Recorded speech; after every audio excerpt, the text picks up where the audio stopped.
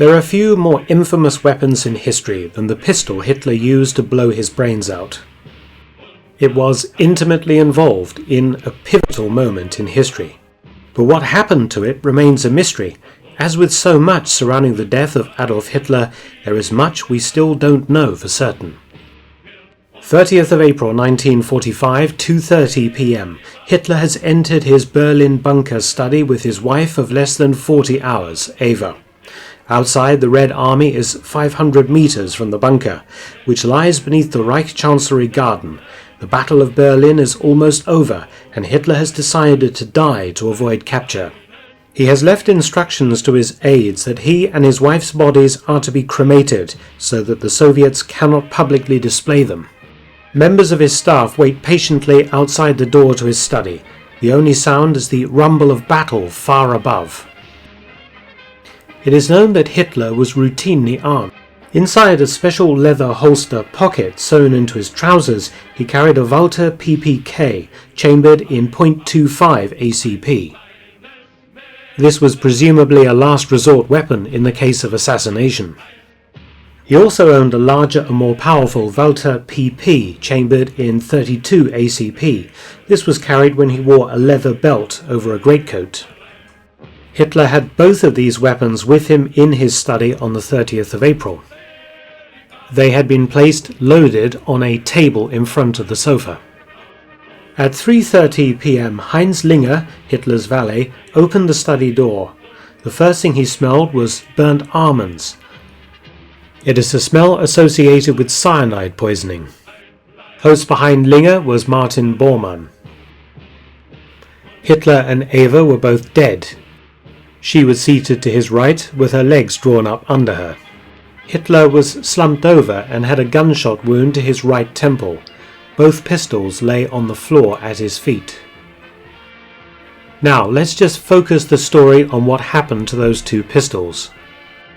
Hitler's adjutant, SS Major Otto Günscher, now entered the room. He surveyed the scene and picked up both pistols.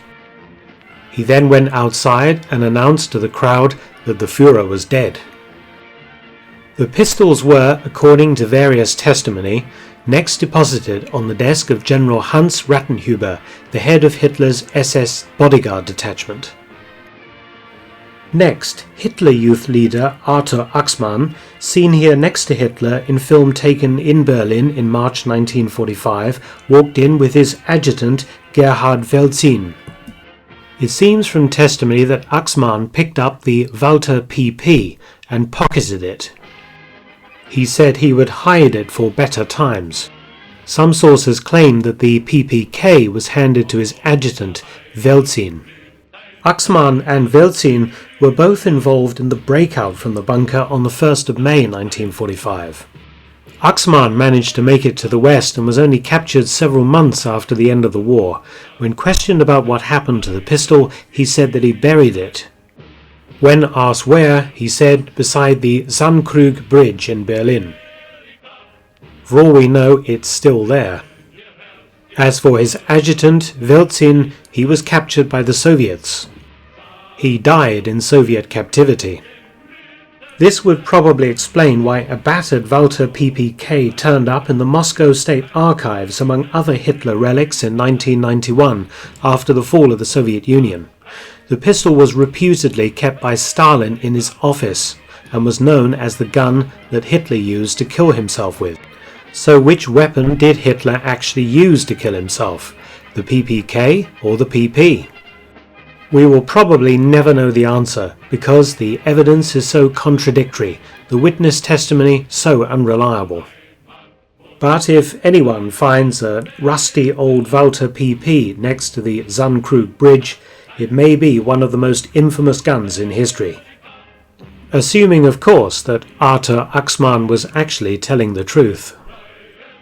I hope you've enjoyed this video and please do subscribe to my channel. Many thanks.